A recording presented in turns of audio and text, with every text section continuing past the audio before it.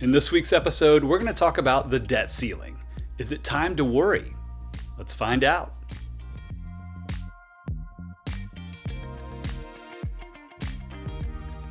Hey there, this is Patrick King with Prana Wealth. On this channel, we help you build your wealth faster so that you can make work optional sooner. So if you're new here, please consider subscribing. And don't forget to sign up for our email newsletter at pranawealth.com/newsletter. If you've watched the news, you've probably heard a discussion of the debt ceiling in ominous tones, no doubt. Congress will need to increase the debt ceiling in order to pass the budget.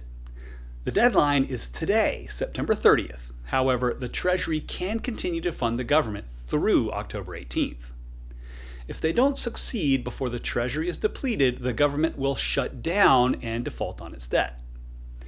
While there may be an 11th hour deal, I expect the deadline to be pushed. Congress's game of chicken over the debt ceiling is nothing new.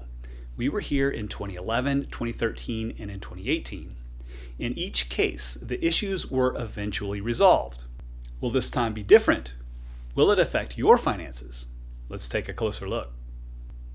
The United States is one of the few countries whose laws limit the amount of national debt. This limit is known as the debt ceiling. It's simply the maximum amount of money that the U.S. government is allowed to borrow. Currently, the limit sits at $28.5 trillion. Carrying a national debt is as American as baseball and apple pie. In fact, we used it to finance our war for independence, so it's been around for longer than the country itself. The last time the U.S. was debt-free was in 1835. That didn't last for very long. Just a few years later, a real estate bubble triggered a depression, causing the U.S. to start borrowing again. And we've been in the red ever since. The U.S. borrows money by selling treasury bonds. Prior to World War I, the Treasury needed specific authorization from Congress before it could issue any new bonds. But in 1917, Congress allowed the Treasury to issue new bonds at its discretion, so long as the total national debt stayed below the statutory limits that Congress imposed. It was a way to cut the red tape while keeping a limit on the national debt. Thus, the debt ceiling was born. We continually add to our national debt by running a budget deficit.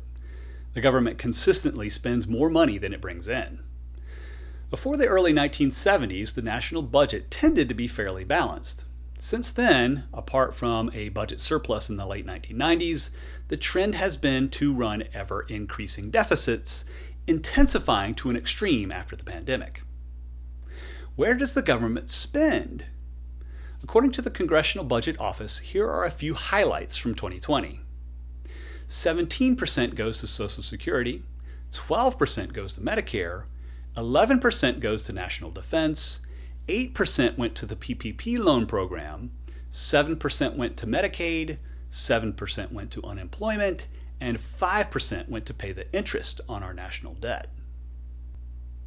All in all, 70% of our budget went to entitlement programs and other mandatory spending items. 20% went to discretionary spending, and 5% went to pay the interest on our national debt.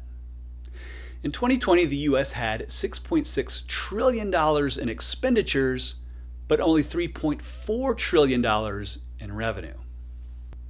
So what happens if the debt ceiling isn't raised? If the debt ceiling isn't raised, the government shuts down. While most are focusing on the September 30th deadline for Congress to act, the government can continue functioning if the Treasury still has money to spend. Recently, Janet Yellen, the Secretary of the Treasury, told Congress that the Treasury has enough money to fund the government through October 18th. Given the extreme partisanship in Congress, I would view mid-October as the real deadline here. However, if the debt ceiling isn't raised and the budget isn't passed before then, the government would shut down.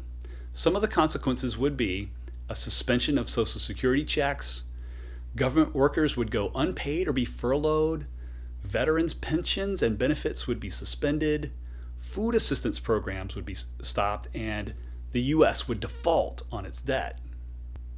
A U.S. default would be less than ideal. In her letter to Congress, Yellen stated that it would, quote, likely precipitate a historic financial crisis that would compound the damage of the continuing public health emergency." End quote.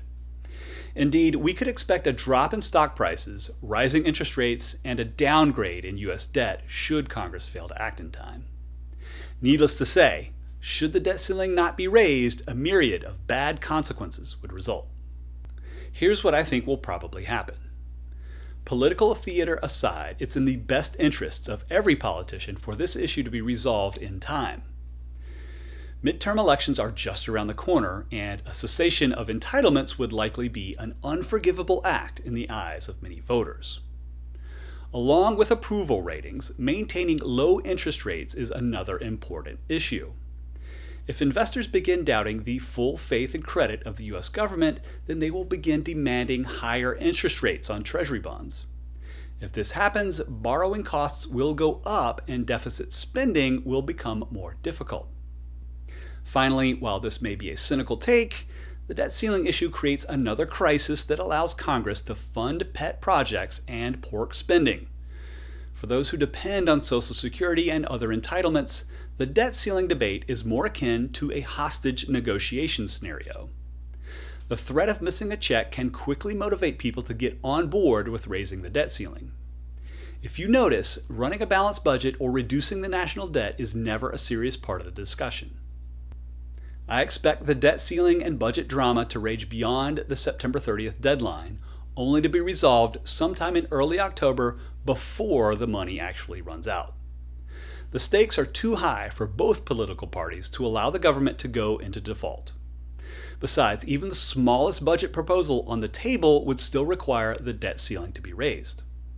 However, investors' reactions to the political theater will be interesting to watch. Will they demand higher interest rates on U.S. debt? Will they sell off stocks in anticipation of a shutdown? This is the wild card here that can't easily be predicted.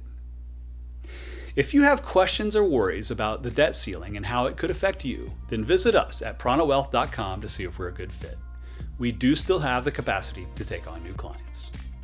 As a fee-only financial advisor in Atlanta, we can and do work virtually with clients all across the U.S., and we're here ready to help you whenever you're ready. Hey, if you found this video helpful, please help me grow my channel by liking this video and subscribing to my channel. And don't forget to sign up for our email newsletter at pranawealth.com/newsletter. Thank you so much for watching, and I'll see you soon.